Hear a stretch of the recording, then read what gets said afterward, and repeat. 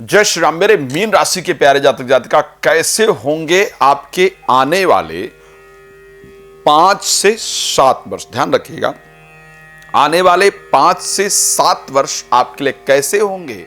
क्या प्रभाव होगा आपकी राशि पर जब शनि 29 मार्च को आपकी राशि में प्रवेश करेंगे? क्या होगा आपके व्यापार का? क्या होगा आपकी नौकरी का? कैसी रहेगी आपकी लव लाइफ? कैसा होगा आपका वैवाहिक जीवन? इन 5 से 7 वर्ष में क्या कोई नौकरी इत्यादि प्राप्त होगी? पूरा ग्राफ 5 से 7 वर्ष का, और स्पेशली शनि आपकी राशि में 2.5 वर्ष तक संचार करेंगे। इनके प्रभाव को लेकर के, आपके स्वभाव को लेकर के, आपका जन्म आखिर यहां किस लिए हुआ है, क्या करने के लिए आप पैदा हुए हैं, और कैसे आप जान पाएं कौन सा वर्ष आपके लिए सही है, कौन से वर्ष में आपको सावधान रहना है। इन तमाम विषयों पर आज मैं इस कार्यक्रम में चर्चा करूंगा। मैं हूं आपके साथ आपका अपना डॉक्टर राज मिश्रा। बहुत बहुत स्वागत है आपका आपके अपने बेहद खास कार्यक्रम में। लेकिन उससे पहले एक बात कहना चाहूंगा, यदि आप राम कथा, श्रीमद् भागवत कथा, श्री शिव महापुराण की कथा अपने क्षेत्र में जहां आप रहते हैं, रहती हैं, पूरे भारत में, पूरे विश्व में कहीं भी रहते हैं, संगीत में, और वो मेरे मुख से आप कराना चाहते हैं, तो उसके लिए आप मेरे साथ संपर्क कर सकते हैं। नंबर आपको दिख रहा है। साथ में यदि आप मेरे साथ फ्री ऑफ कॉस्ट लाइव जुड़कर बात करना चाहते हैं, तो रात को 9 बजे और दोपहर को 12 बजे फ्री में लाइव आता हूं आपके साथ। अगर आप चाहते हैं कि मुझसे कॉल अपॉइंटमेंट लेकर डिटेल में बात करें, तो नंबर आपके सामने फ्लैश हो रहा है, आप इस नंबर को नोट कर सकते हैं। भगवान की कृपा से मैं ऐसे प्रेडिक्शन अभी तक प्रभु ने कराए हैं जो शायद सत्य सिद्ध हुए हैं और अच्छे सिद्ध हुए हैं।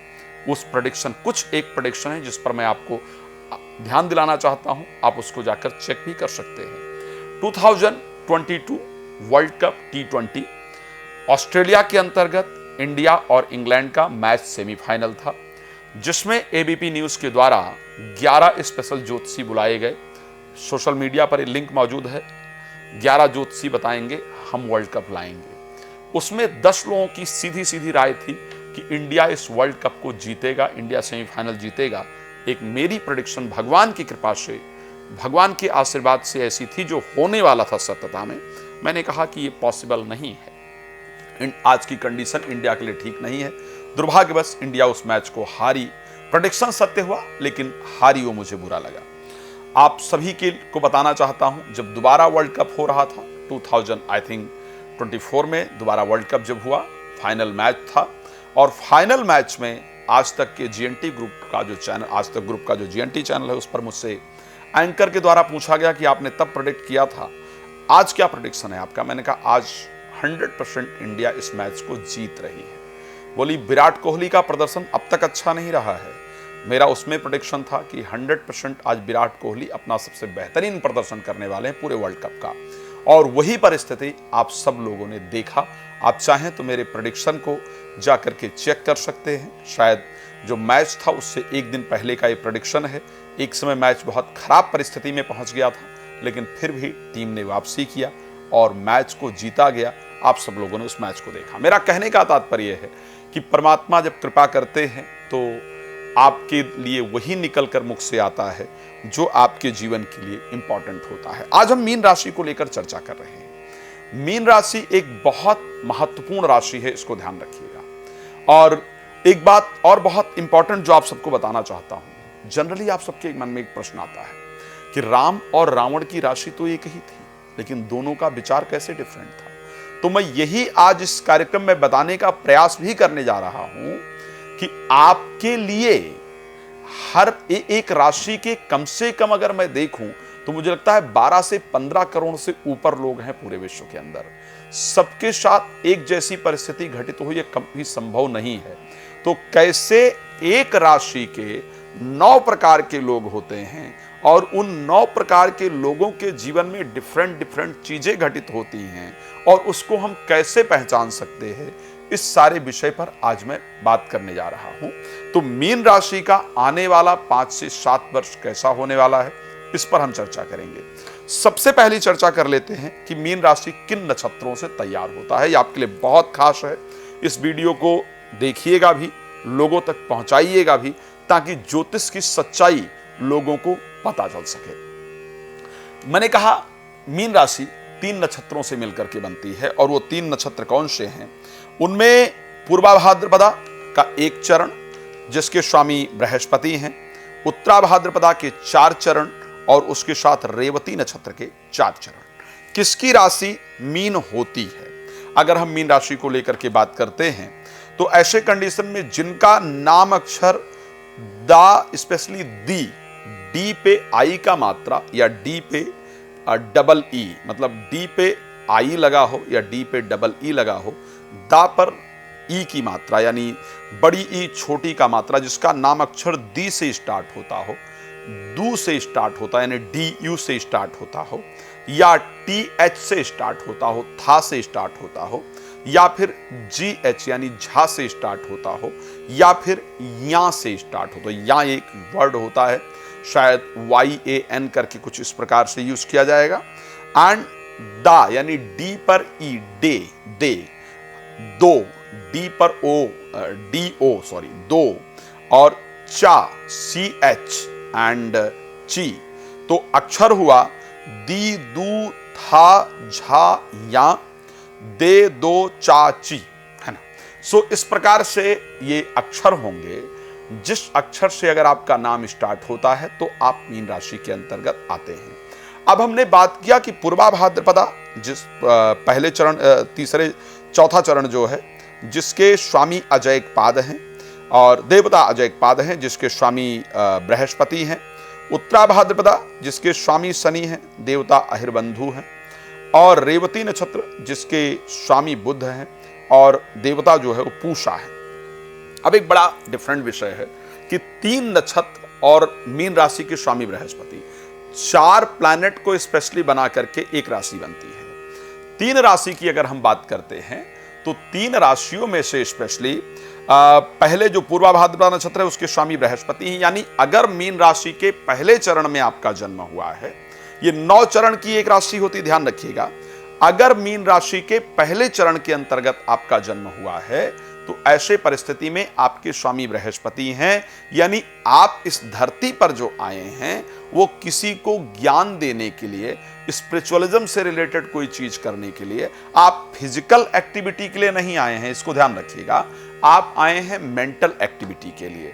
तो अगर आपको कोई प्रोफेशन अपने लिए सेलेक्ट करना है तो भी वो मेंटल एक्टिविटी से रिलेटेड होना चाहिए। लाइक आप टीचिंग के क्षेत्र में जा सकते हैं, बैंकिंग के क्षेत्र में जा सकते हैं, जा सकती हैं, जुडिशरी के क्षेत्र में जा सकते हैं, जा सकती हैं।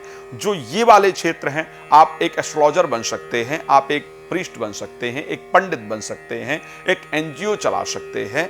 आप इस प्रकार के जो धार्मिक कृत्य है उनको करके आप फायदा दे सकते हैं। ठीक है, अगर आप मीन राशि के पहले चरण के अंतर्गत हैं तो जज बन सकते हैं, वकील बन सकते हैं, ये सारे विषय आपके लिए होते हैं। मेडिकल डिपार्टमेंट में आप जा सकते हैं, लेकिन आप आए हैं मानसिक मेहनत करने के लिए, ना कि फिजिकल मेहनत करने के लिए। आपको ये ध्यान रखना चाहिए और उसी से रिलेटेड कोर्सेस आपको सेलेक्ट करना चाहिए, बच्चों को भी उसी प्रकार से लेना जाना चाहिए। अब आते हैं, अगर हम मान लेते हैं कि जन्म हुआ है उत्तरा भाद्रपदा के पहले चरण के अंतर्गत, जिसके स्वामी हैं इस राशि के अंतर्गत अगर देखा जाए तो शनि, इस नक्षत्र के स्वामी हैं शनि। अब अगर आपका जन्म मीन राशि के दूसरे चरण में, तीसरे चरण में, या फिर चौथे चरण में या पांचवें चरण में, यानी मीन राशि का दूसरा, तीसरा, चौथा, पांचवा चरण में हुआ, यानी अगर आपका जन्म उत्तरा भाद्रपदा नक्षत्र के अंतर्गत हुआ है तो उसके स्वामी शनि हैं। आपका टोटल जो तरीका है वो चिंतन का है, मनन का है, मशीनरी से रिलेटेड अगर एजुकेशन को आप प्राप्त करेंगे, यानी मैकेनिकल इंजीनियरिंग इत्यादि का जो क्षेत्र है, इसको यदि सेलेक्ट करेंगे तो आपके लिए फायदेमंद होगा। पुरातत्व विभाग की जो खोज इत्यादि करने वाले होते हैं, उससे रिलेटेड अगर क्षेत्र में जाएंगे तो आपको फायदा होगा। भूगर्भ शास्त्री इत्यादि जो होते हैं, उससे रिलेटेड, खगोल शास्त्र को जो जानने वाले लोग हैं, उससे रिलेटेड अगर क्षेत्र को आप सेलेक्ट करेंगे तो आपके लिए निश्चित रूप से फायदा होगा, आप एंजॉय कर पाएंगे।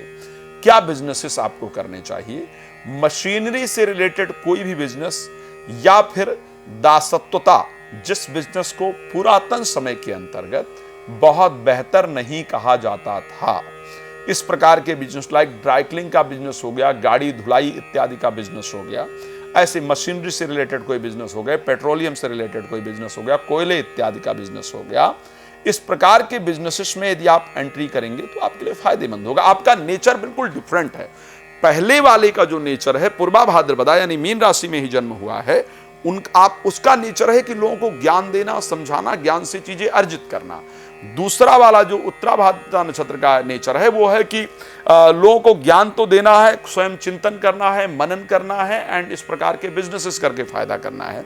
अब तीसरा, और नौकरी सबसे प्रिय होती है, ध्यान रखिएगा दूसरे लोगों को।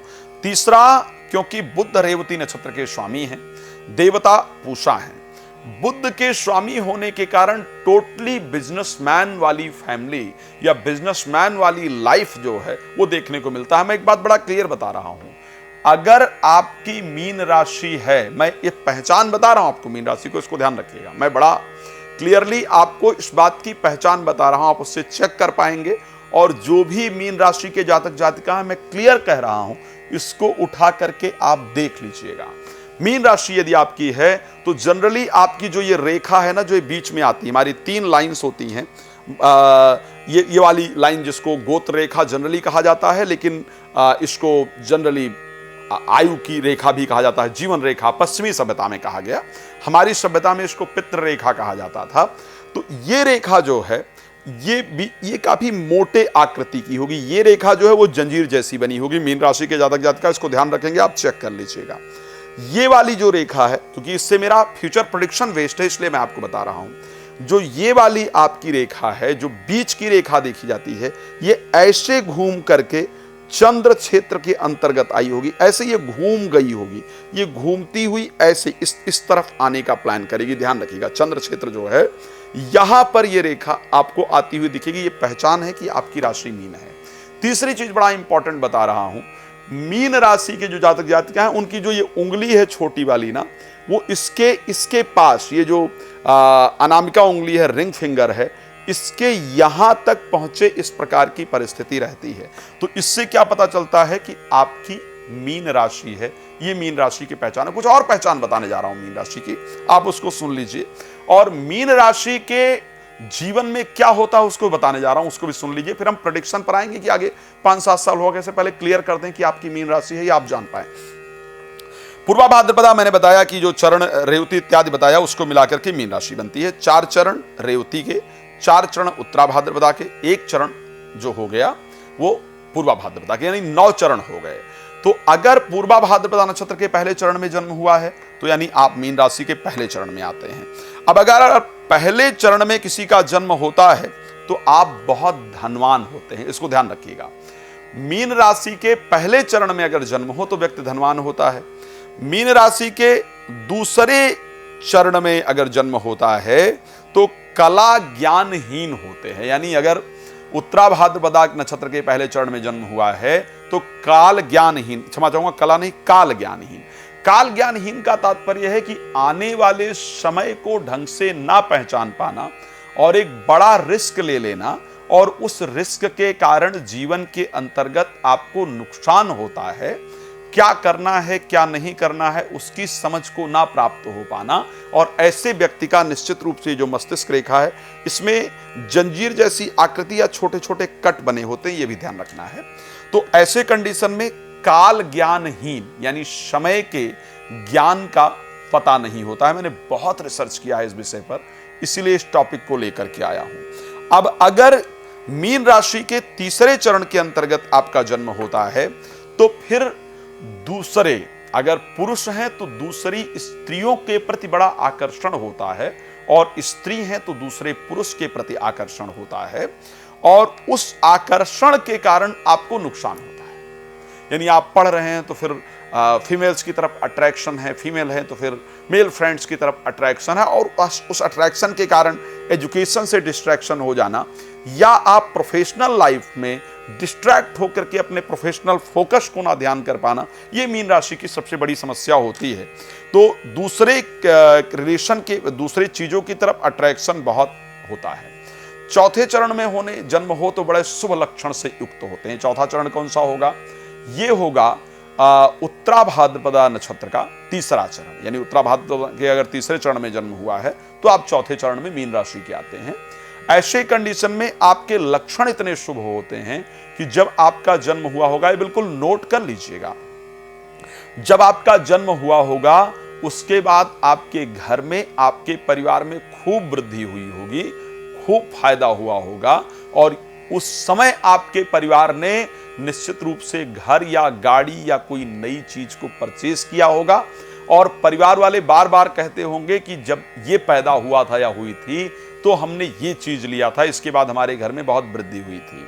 अच्छा, पांचवें चरण में अगर जन्म हुआ, यानी उत्तरा भाद्रपदा का चौथा चरण, यानी पांचवें चरण हो गया मीन राशि का, तो अगर आपका मीन राशि के पांचवें चरण में जन्म होता तो आप देवता के अंश होते हैं। ध्यान रखिएगा, देवता के अंश होते हैं या होती, उस कंडीशन में आपके अंदर एक इंटरनल नॉलेज होती है, इंटरनल ज्ञान होता है, आपका मन कुछ प्रेडिक्ट करने को कहता है, आपका मन किसी को कुछ बताने को करता है, और जो भी आप स्वप्न देखते हैं, देखती हैं, वो सच होता है। इसको ध्यान रखिएगा।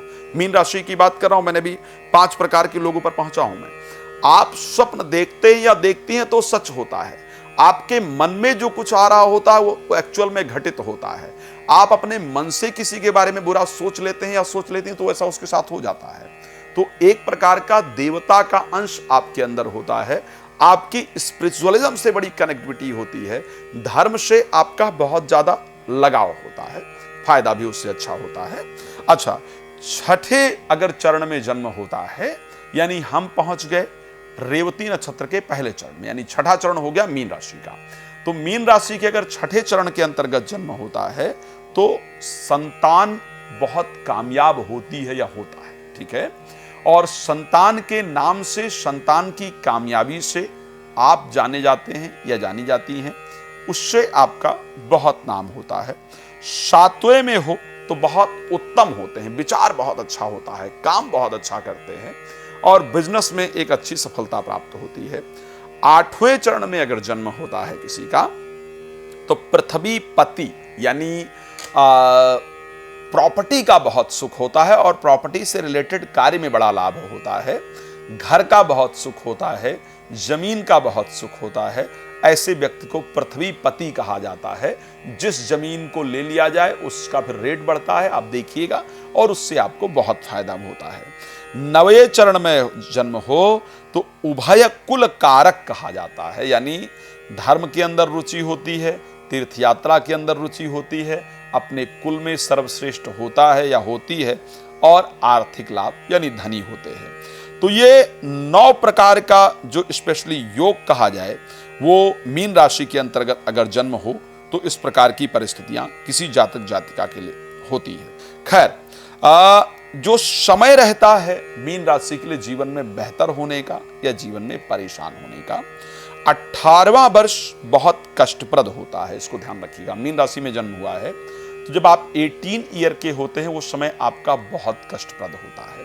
खैर, जब 3 वर्ष के होते हैं तो किसी पशु के द्वारा काटने का, पानी में गिरने का या स्वास्थ्य में एक बड़ी प्रॉब्लम आती है।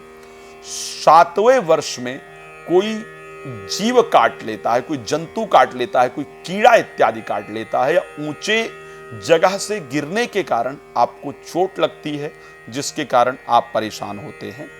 11वें वर्ष में अग्नि से भय होता है, इलेक्ट्रिक चीजों से, यानी आज अग्नि की जगह इलेक्ट्रिक चीजें हैं, करंट इत्यादि लगे या आग से भय हो, इस प्रकार की परिस्थिति रहती है। उसके साथ 15वें वर्ष में कुछ बहुत इंपॉर्टेंट चीजें आपको अचीव होती हैं। अच्छा, मीन राशि के जातक जातिका जनरली जो बच्चे होंगे वो नोट कर लीजिएगा, आप इसको नोट कर पाएंगे।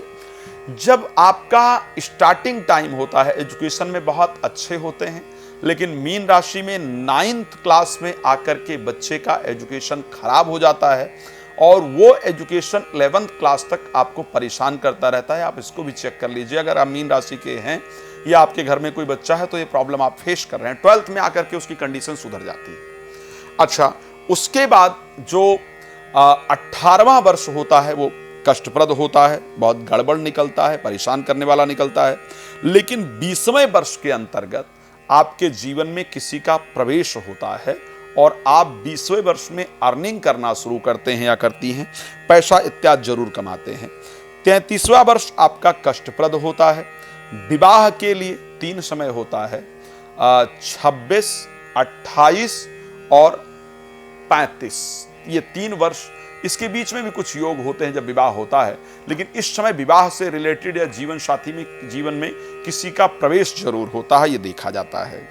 अगर चंद्रमा पर शुभ ग्रहों की दृष्टि हो तो 61 वर्ष का जीवन व्यतीत करने के बाद जब माघ महीने के शुक्ल पक्ष में द्वादशी तिथि, गुरुवार का दिन, पुनर्वसु नक्षत्र, ये सब कुछ एक दिन आए तो प्रातः समय में देह का त्याग ऐसा व्यक्ति करता है या करती है। इस प्रकार की परिस्थिति देखी जाती है। आइए मीन के बारे में थोड़ी और जानकारी आपको दे दूं जो बड़ी इंपॉर्टेंट है आपके लिए। मीन में मैंने स्पेशली 3 नक्षत्रों की बात की है, 3 नक्षत्रों के 4 चरण की मैंने बात की है। तो यदि पहले चरण में मीन राशि का जन्म हो तो जिस घर में आपका या हॉस्पिटल में आपका जन्म होता है वो मकान उत्तर मुखी होता है। उस गली में गली पश्चिम से पूर्व जाती है। मकान के पास तालाब या नाला होता है और उत्तर दिशा में पार्क, बगीचा या मंदिर होता है। यह ध्यान रखिएगा, अगर मीन राशि में जन्म हुआ तो यह परिस्थिति आपके साथ जरूर होगी। दूसरे चरण में जन्म होने पर मकान बड़ा विचित्र बना होता है, सबसे अलग बना होता है, इसको ध्यान रखिएगा। नैऋत्य में यानी जहां आपका जन्म हुआ है उस घर के दक्षिण पश्चिम में मंदिर होता है। घर में भगवान शंकर की पूजा हो रही होती, उपासना होती है और मकान पिता के नाम पर ना हो करके दूसरे के नाम पर होता है। अगर तीसरे चरण में जन्म हो तो घर के सामने एक गली होती है जो पूरब पश्चिम को जा रही होती है। मकान जनरली दक्षिण मुखी होता है, ऐसा देखा गया है, दक्षिण मुखी होता है। मकान के पास अगर देखा जाए तो मकान के पास जो है मोड़ होता है। घर में किसी पुरुष देवता यानी भगवान शंकर, भगवान हनुमान जी या इस प्रकार की किसी देवता की पूजा होती है। चौथे चरण में जन्म हुआ हो अगर तो जिस घर में जन्म हुआ है उसके सामने गली उत्तर से दक्षिण को जा रही होती है। मकान पश्चिम मुखी होता है। मकान के पास मंदिर या तालाब होता है। तो ये परिस्थिति मैंने आपको वो देने का प्रयास किया जो एक्चुअल में आपको बताती है कि आप मीन राशि के जातक जातिका हैं या नहीं है। अब डिपेंड ये करता है कि भाई ठीक है, ये समझ आ गया कि इससे हम ये क्लियर कर पाएंगे कि हम मीन राशि के जातक जातिका हैं या नहीं हैं। लेकिन अब ये जानकारी मिले कि आने वाला जो समय है अगर क्लियर हो गया है कि हम मीन राशि के हैं या नहीं हैं तो एक्चुअल में हमारा आने वाला समय कैसा रहेगा। मीन राशि के स्वामी कौन है? मीन राशि के स्वामी एक्चुअल में बृहस्पति देवता हैं, है ना। अब मीन राशि में हर एक प्लैनेट एक चीज को रूल करता है। एक तो शनि इस राशि में आ रहे हैं इसलिए इसकी इंपॉर्टेंस और ज्यादा बढ़ जाती है। मीन राशि में धन का जितना मामला है, लाभ का जितना मामला है, वो 2 प्लैनेट कंट्रोल करते हैं। एक तो मंगल, इन्वेस्टमेंट मंगल के हाथ में है और लाभ जो है वो शनि के हाथ में है। शनि की मूवमेंट आपके लाभ की परिस्थिति को दिखाती है। मंगल की मूवमेंट आपकी परिस्थिति क्या होगी इन्वेस्टमेंट को लेकर उसको दिखाती है। प्रोफेशनलिज्म पूरा जुपिटर के हाथ में यानी बृहस्पति के हाथ में है। हेल्थ पूरा बृहस्पति के हाथ में है। कैसी रहेगी आपकी हेल्थ और मैरिड लाइफ आपका बुध के हाथ में है। तो अगर हम अब बात कर लेते हैं उठा करके कि आपका आने वाला 5 से 7 वर्ष कैसा रहेगा, आपकी इच्छा क्या रहेगी और आपके साथ क्या होगा। सबसे पहले हम पहुंचते हैं कि बृहस्पति की जो परिस्थिति रहेगी वो एक्चुअल में किस प्रकार की रहेगी, क्या करने वाले हैं बृहस्पति, क्या कंडीशन उनकी होगी और किस प्रकार के रिजल्ट्स उनके द्वारा प्राप्त होते हुए दिख रहे हैं। इस विषय पर एक जरूर चर्चा करनी चाहिए। यस, 17 मई 2025 यानी 18 मई 2025 करीब बृहस्पति प्रवेश करेंगे कहां पर, मिथुन राशि के अंतर्गत। तो प्रोफेशनल लाइफ को लेकर के एक्चुअल में कंडीशन क्या रहेगी। मई 2025 में बृहस्पति जाएंगे मिथुन राशि में, आपके 10th हाउस को दृष्टि देंगे और उसके साथ ही जो शनि होंगे वो आपके राशि में गोचर कर रहे होंगे। अच्छा, शनि का जो प्रभाव रहेगा, शनि किस प्रकार से गोचर करेंगे। 29 मार्च को आप जानते हैं कि मीन राशि में प्रवेश करेंगे। 27 जुलाई 2026 को वक्री होंगे, 10 दिसंबर 2026 को मार्गी होंगे और 4 जून 2027 तक स्पेशली मीन में रहेंगे। उसके बाद मेष में चले जाएंगे, मेष से वक्री होकर के कई बार मीन राशि में प्रवेश करने का प्रयास करेंगे। तो आपके राशि पर अगर मैं देखूं तो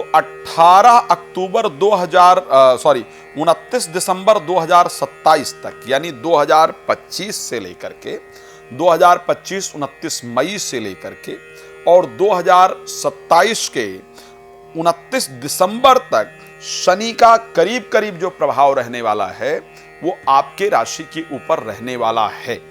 अब क्या प्रेडिक्शन रहने वाली है, क्या कंडीशन रहने वाली है शनि को लेकर के और स्पेशली बृहस्पति के मूवमेंट को लेकर के, सबसे पहले बात कर लेते हैं पूरे 2026 को लेकर के। 2026 में आपके राशि स्वामी के चतुर्थ भाव में जाकर के गोचर करने से प्रॉपर्टी का लाभ आपको 2026 में जरूर होगा। जो लोग 2025 में, क्षमा चाहूंगा, जो जातक जातिका इस चिंता में अभी तक हैं कि क्या मेरा अपना मकान 2025 में बन पाएगा, यस, मैं आपको कह सकता हूं कि 2025 के अक्टूबर से पहले बृहस्पति जो कि आपके राशि स्वामी हैं 4th हाउस में रहेंगे, आपका मकान निश्चित रूप से बन पाएगा।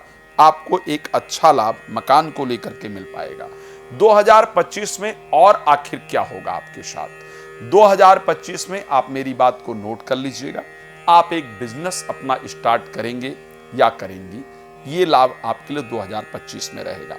2025 में और क्या प्राप्त होगा मुझे, 2025 के अंतर्गत आपकी दिल की इच्छा, ओके, जो भी आपके दिल में है वो इच्छा आपकी पूर्ण होगी। 2025 में जो लोग इंडिया में नहीं रहते हैं, जो लोग इंडिया से बाहर रह रहे हैं और इंडिया से बाहर रह करके आप ग्रीन कार्ड के लिए तैयारी कर रहे हैं, तो 2025 में आपको आपका ग्रीन कार्ड मिल जाए, आप एक्चुअल में सेटल हो जाएं, ये परिस्थिति 2025 में आपको बृहस्पति देने वाले हैं। 2025 मैं एक बात क्लियरली कह रहा हूं, नौकरी को लेकर के बहुत लोग डरा भी रहे हैं, डर भी दिया जा रहा है और डर इस प्रकार का दिया जा रहा है कि साहब शनि आ जाएंगे तो पूरा उत्पात हो जाएगा, शनि आ जाएंगे तो मीन राशि में ये होगा, मीन राशि में शनि होगा ऐसा, मीन राशि में शनि होगा वैसा।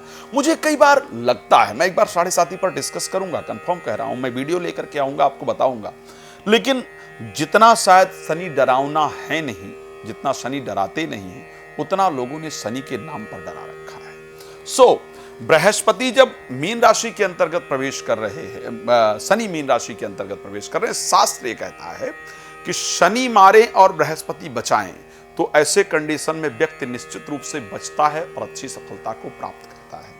तो 2025 में शनि 29 मार्च को मीन में जाएंगे, लेकिन ऑलरेडी बृहस्पति 10th को दृष्टि देंगे। सो बृहस्पति के 10th में दृष्टि देने के कारण आपको एक पॉजिटिव रिजल्ट अपने प्रोफेशनल लाइफ को लेकर के जरूर देखने को मिलेगा। और मैं ये क्लियरली आपको कह सकता हूं कि आप 2025 में जिस चीज को लेकर के दिल से बहुत चिंतित हैं, जिसको सोचकर आपका दिल भर आता है, जिसको सोचकर लगता है ये अगर हो जाए तो जीवन सुखमय हो जाएगा, लाइक जो बच्चे प्रयास कर रहे हैं कि मैं विदेश में सेटल हो जाऊं या अपना घर बना लूं, या लोग इंतजार कर रहे हैं कि अपना बिजनेस शुरू कर लूं या अपने लिए कुछ स्पेशल कर लूं, तो आप वो स्पेशल, वो दिल की इच्छा 2025 में पूरी करने जा रहे हैं, जा रही हैं। आपका ग्रीन कार्ड, आपका बिजनेस की शुरुआत, आपके दिल से जिसको चाहते हैं, चाहती हैं, उसके साथ मुलाकात, वाहन इत्यादि का कार्य, इस प्रकार की परिस्थिति आपके साथ जरूर होने वाली है। साथ में आप 2025 के अंतर्गत वाहन इत्यादि ले पाएं, इस प्रकार की परिस्थिति रहेगी। तो ये 2025 में होगा, लेकिन एक क्वेश्चन मार्क है यहां पर, लोग लगा सकते हैं, मैं इसलिए उसको क्लियर करते जा रहा हूं कि भाई शनि तो मेरी राशि में गोचर कर रहे हैं, मेरे ऊपर तो 7.5 चल रही, मुझे ये कैसे मिलेगा। इस पर एक वीडियो मैं सेपरेट लेकर के आऊंगा, जिस पर 7.5 पर ही डिटेल चर्चा करूंगा, तो उस पर वहां से राय दूंगा। लेकिन शनि आपकी राशि में दृष्टि करेंगे। शनि की दृष्टि 10th हाउस पर होगी, शनि की दृष्टि 7th हाउस पर होगी, शनि की दृष्टि जो होगी वो 3rd हाउस पर होगी। प्रोफेशनल लाइफ स्पेशली अगर बात किया जाए, 10th हाउस पर शनि की दृष्टि होने के कारण और बृहस्पति 2 प्लैनेट की दृष्टि होगी। शनि मीन राशि के लिए 11th हाउस के स्वामी है और 12th हाउस के स्वामी है। शनि की दृष्टि होने के कारण इतना जरूर होगा कि जो कार्य आज होने जा रहा है उस कार्य के लिए आपको शायद 10 दिन और इंतजार करना पड़ जाए, वो कार्य आपका 4 दिन और आगे चला जाए। जिस कार्य को आपको थोड़ा एफर्ट करना पड़ रहा था उस कार्य के लिए आपको थोड़ा एक्स्ट्रा एफर्ट करना पड़े, इस प्रकार की परिस्थिति शनि के कारण आपको जरूर देखने को मिलेगी। शनि के कारण जो बॉडी का एनर्जी लेवल है वो डाउन रहेगा, उस एनर्जी लेवल को आपको इंक्रीज करने की जरूरत होगी। बट अगर मैं देखूं तो मैं 2025 में शनि को इतना नुकसान करते हुए इस राशि पर नहीं देख पा रहा हूं। अब अगर मैं 2025 में अक्टूबर में बात करूं कि आपके राशि स्वामी क्योंकि कर्क में चले जाएंगे, एग्जॉल्टेड हो जाएंगे, लेकिन शनि वहीं के वहीं वर्तमान वहीं के वहीं रहेंगे और शनि जाकर के 27 जुलाई 2026 में वक्री होंगे, जिनकी परिस्थितियां चेंज होंगी। 2025 में कुछ परिवर्तन शनि का है। 2025 के अंतर्गत अगर हम शनि को उठा करके देखते हैं तो शनि 2025 में 2025 के अंतर्गत 23 फरवरी को अस्त हो रहे हैं, 2025 में हो गए हैं। 26 मार्च को उदय होंगे, 30 को शनि उसमें चले जाएंगे, 12 जुलाई को वक्री होंगे और 27 नवंबर को मार्गी होंगे। लेकिन क्या कुछ परिवर्तन आएगा? मुझे उसमें कुछ बहुत बड़ा परिवर्तन नहीं नजर आ रहा है। शनि के रहते हुए भी बृहस्पति अपना काम प्रोफेशनल लाइफ को लेकर करते रहेंगे। अब 2025 में तो ये सब प्राप्त हो गया, 2026 में आखिर क्या प्राप्त होने जा रहा है? 2026 आखिर हमारे लिए कैसा रहने वाला है? तो अगर मैं 2026 की बात करता हूं तो क्योंकि 1 दिसंबर 2025 को 18 अक्टूबर 2025 को बृहस्पति चले जाएंगे कर्क राशि के अंतर्गत, एग्जॉल्टेड हो जाएंगे वहां जाकर के। वहां से जो 2025 का अंत आपके लिए है और मिथुन राशि में 8 मार्च 2026 को जाएंगे, ये विषय थोड़ा सा रहेगा इस समय वाला। इस समय पर बृहस्पति के आपके राशि स्वामी के एग्जॉल्टेड होने से शनि के किसी भी प्रकार के खराब प्रभाव आपकी राशि पर नहीं पड़ने वाले हैं, बिकॉज शनि एग्जॉल्टेड होकर के सप्तम दृष्टि से नवम दृष्टि से अपनी राशि को देखेंगे।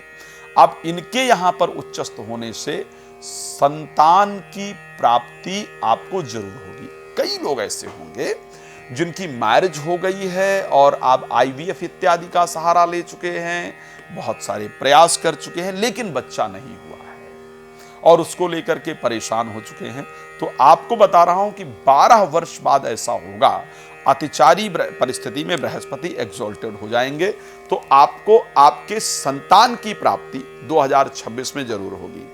जो लोग सिंगल हैं और इच्छा है कोई प्रेमी प्रेमिका इत्यादि प्राप्त हो जाए, उनको 2026 में प्रेमी प्रेमिका प्राप्त हो जाएगी। मैं कह रहा हूं ये डाटा निकाल कर देख लीजिएगा। 2026 में बहुत सारे मीन राशि के लोग एजुकेशन में प्रवेश करेंगे और कुछ नया अर्जित करने का प्रयास करेंगे। इस समय पर हेल्थ के अंदर भी परिस्थिति अच्छी होगी और प्रोफेशनली अगर देखा जाए तो 2026 में जबरदस्त इनकम इत्यादि आपकी बढ़ेगी। एक बात और कह रहा हूं, ये आप नोट कीजिएगा, 2026 में मोस्टली मीन राशि के लोग शेयर मार्केट की तरफ अपने आप को लेकर के जाएंगे। मोस्टली बात कर रहा हूं। 2026 में जनरली जो मीन राशि के लोग हैं, आप ये देख पाएंगे कि वो जो मीन राशि के जातक जातिका हैं, वो अपने प्रोफेशनल लाइफ की चिंता को लेकर के कोई डिस्कशन नहीं करेंगे। 2026 में प्रोफेशनली अधिकतम जो बिजनेस प्रारंभ करने वाले हैं, आप लोग चाहें तो मेरे इस क्लिप को काट कर रख लीजिएगा और रिसर्च कीजिएगा 2026 पर। 2026 पर मोस्टली लोग मीन राशि के नौकरी छोड़ करके और बिजनेस की तरफ जाने वाले हैं, बिजनेस करने वाले हैं या करने वाली हैं। 2026 में संतान की इच्छा, अपने बिजनेस प्रारंभ की इच्छा हो तो 2025 में पूरी होती दिख रही है, 2026 में जरूर होगी। और एक प्रेमी प्रेमिका की इच्छा, और एक एजुकेशन में जो प्रॉब्लम चल रही थी उस एजुकेशन की प्रॉब्लम को सॉल्व करने की इच्छा, ये 5 इच्छाएं जो हैं वो 2026 में जाकर के आपकी पूरी होंगी। अगर हम बात करें कि 2026 के अंतर्गत और आखिर ऐसा क्या होगा जो हमारे लिए फायदेमंद होगा, तो 2026 स्पेशली प्रोफेशनल लाइफ को लेकर के, नौकरी को लेकर के, और उसके साथ साथ संतान और मित्रता को लेकर के, ये प्रॉब्लम्स पूरी तरह सॉल्व करने वाला 2026 आपके लिए रहेगा। 2026 मेरे दृष्टि से आपका अच्छा वर्ष रहेगा। कर्क में 2 जून 2026 को बृहस्पति जाएंगे। 31 अक्टूबर 2026 को, अक्टूबर यानी लास्ट में, बृहस्पति चले जाएंगे सिंह राशि के अंतर्गत, ये ध्यान रखिएगा, और रहेंगे 26 नवंबर 2027 तक। तो 2026 तो करीब करीब मुझे ठीक दिख रहा है। अंत में हेल्थ को लेकर के ध्यान रखना होगा। अब एक बड़ा इंपॉर्टेंट पार्ट है जिस पर हमें नजर हटानी नहीं चाहिए उस दृष्टि से, शनि ऑलरेडी अभी तक 2026 तक बैठे हैं मीन राशि में, ये नहीं हिले, ये अपनी जगह पर हैं। इस समय अच्छा तो मैंने बता दिया, लेकिन प्रॉब्लमैटिक परिस्थिति क्या हो सकती है, क्या फेस करना पड़ेगा मीन राशि को लेकर के जो शनि के कारण होगा। तो फेस ये करना पड़ेगा कि आपका जो बॉडी का एनर्जी लेवल है वो डाउन हो रहा होगा। आप अपने चेहरे पर एक जो ग्लो, एक चमक देखनी चाहिए, वो देखने में परेशान हो रहे होंगे कि ये नहीं आ रहा है। आप जीवन साथी के उदासीन बिहेवियर को लेकर के, लाइक एफर्टलेस उनकी कंडीशन होगी। आप अपने रिलेशन को बेहतर करने का प्रयास करते रहेंगे, लेकिन उनका एफर्ट आपको उसके अकॉर्डिंग दिखेगा नहीं। आपको लगेगा कि यार ये रिलेशन को ठीक करने के लिए कोई एफर्ट कर ही नहीं रही हैं। आप अचानक अपने जीवन साथी को चुप होता हुआ या चुप होती हुई देख पाएंगे। अचानक उनके शरीर का जो एनर्जी लेवल है वो डाउन होता हुआ, इनके हेल्थ में प्रॉब्लम होती हुई आप देख पाएंगे। ये परिस्थिति मुझे थोड़ी सी प्रॉब्लमैटिक दिख रही। मैंने कहा कि शनि क्या देंगे, बृहस्पति क्या देंगे, राशि स्वामी है, या अदर प्लैनेट्स क्या देंगे, वो तो एक इंपॉर्टेंट चीज बताया ही, लेकिन 2026 में उसके साथ ये कंडीशंस भी आपके लिए रहने वाली हैं जो आपको परेशान करेंगी। अब देखते हैं 2027 में एक्चुअल में क्या होगा। 2027 में क्योंकि शनि जो है वो मेष में प्रवेश करेंगे 4 जून 2027 को, और बृहस्पति ऑलरेडी सिंह में चले जाएंगे 31 अक्टूबर 2026 को ही। अब ये 31 अक्टूबर 2026 से लेकर के और 4 जून 2027 तक क्या हो रहा है कि एक तो शनि ऑलरेडी बैठे हैं, और मेरा जो राशि स्वामी है उसकी कंडीशन थोड़ी खराब हो गई है, वो 6th में चले गए हैं। यहां पर थोड़ा प्रॉब्लमैटिक कंडीशन आपको देखने को मिलेगा। यहां सावधान रहना होगा, स्पेशली मोटापा इंक्रीज होगा, शुगर की प्रॉब्लम हो जाएगी, और उसके साथ साथ भाग दौड़ लाइफ के अंदर ज्यादा रहने वाला है। किसी अच्छे ज्योतिषी से इस समय के लिए आपको डिस्कस जरूर करना होगा, और आपके कुंडली के अकॉर्डिंग क्या रिस्पॉन्स हो सकता है इस पर आपको जरूर चर्चा करके और आगे बढ़ने की आवश्यकता होगी। ये 2027 की मैं बात कर रहा हूं। 2027 में और ऐसा क्या है जो 2027 में स्पेशली प्राप्त होने वाला है। 2027 की अगर मैं बात करता हूं तो 31 अक्टूबर 2026 से लेकर के 15 दिसंबर 2026 तक परिस्थिति रहेगी। 24 जनवरी 2027 को फिर से वक्री होंगे, कर्क में रहेंगे। 26 जून 2027 तक बृहस्पति कर्क में ही रहेंगे, वो आपके लिए फायदेमंद होगा। 26 जून 2027 से लेकर के बृहस्पति, और जब तक 26 नवंबर 2027 तक, जून से लेकर के नवंबर तक का जो समय है वो, क्योंकि ये कन्या राशि के अंतर्गत नहीं जाएंगे, तो जब तक सिंह में रहेंगे तो इस समय पर आपको अपनी हेल्थ को लेकर के बहुत ध्यान रखना होगा, और उसके साथ साथ आपको शत्रुओं से सावधान रहना होगा। भाग दौड़ अधिक रहेगी, उसके लिए किसी अच्छे मार्गदर्शक से आपको डिस्कस करना होगा। इस समय पूजन इत्यादि आपको क्या करना चाहिए उस पर मैं वीडियो के अंत में जरूर चर्चा करूंगा। रहिएगा अंत तक भाई, अभी और चर्चाएं हैं। 2027 की अगर मैं बात कर लेता हूं, 2027 आपके लिए बहुत शानदार, 2027 और 2028 की अगर मैं बात करता हूं तो आपके लिए बहुत शानदार होगा। 2028 में दोनों, मैं 2027 2028 दोनों की बात कर रहा हूं। 2027 में आपका विवाह, जो लोग भी विवाह के योग्य हैं, विवाह को लेकर परेशान हो रहे हैं, विवाह जरूर होगा। प्रोफेशनल लाइफ में जरूर बेहतर परिस्थिति होगी, संतान होगी, रिस्पेक्ट इत्यादि आपका बढ़ेगा और फॉरेन सेटलमेंट के योग जरूर होंगे। इस समय 2027 में तो यह होगा कि अगर रिश्ता बिल्कुल टूटने की परिस्थिति में पहुंच गया है, कंडीशन बहुत खराब है, तो वहां भी आपकी कंडीशन निश्चित रूप से सुधर जाएगी। तो 2027 स्पेशली अगर मैं बात करूं तो आपके लिए बेहतरीन होने वाला है। 2028 की बात करें तो ध्यान रखना होगा, बिकॉज उस समय बृहस्पति आपके अष्टम में चले जाएंगे, लेकिन शनि करीब करीब आपकी राशि से, अगर मैं 2028 की बात करूं, शनि उस टाइम पर मेष राशि के अंतर्गत गोचर कर रहे होंगे। 2028 लेकिन आपके राशि स्वामी तुला राशि में चले जाएंगे, तो वहां पर आपको अपने हेल्थ को लेकर के ध्यान रखना होगा। लेकिन कोई फंसा हुआ पैसा इत्यादि आ जाने से आर्थिक परिस्थिति बढ़ जाएगी और घर के अंदर जो मांगलिक कार्य इत्यादि हैं वो बढ़ जाएंगे। तो पैसे की दृष्टि से 2028 मुझे अच्छा दिख रहा है, लेकिन 2028 अगर मैं हेल्थ के पॉइंट ऑफ व्यू से कहूंगा तो मुझे प्रॉब्लमैटिक दिख रहा है। हेल्थ को लेकर के आपको सावधान रहना होगा। अब चलते हैं हम 2029 में। 2029 में आपके ऊपर 7.5 खत्म हो जाएगी, यानी शनि वृष राशि में प्रवेश कर जाएंगे 9 अगस्त 2029। वृष राशि में प्रवेश करते ही एक तो आपकी 7.5 2029 में बिल्कुल खत्म हो जाएगी। शनि का जो इंपैक्ट है वो आपकी लाइफ से खत्म हो जाएगा। 2029 में होगा क्या, यहां पर जो बृहस्पति भी हैं वो कन्या राशि के अंतर्गत फिर से वक्री हो जाएंगे। 28 मार्च 2029 को कन्या में प्रवेश करेंगे और 11 नवंबर 2029 तक कन्या में रहेंगे। यहाँ आपके रिलेशन और मैरिज इत्यादि को लेकर के, प्रोफेशनल लाइफ को लेकर बेहतर परिस्थिति देंगे। 27 नवंबर 2028 में जब तुला में प्रवेश करेंगे, 13 फरवरी 2029 को वक्री होंगे। इस समय पर थोड़ा स्वास्थ्य को लेकर ध्यान रखिएगा। 24 अगस्त 2029 को फिर से तुला में चले जाएंगे और 20 अक्टूबर 2030 को वृश्चिक में जाएंगे।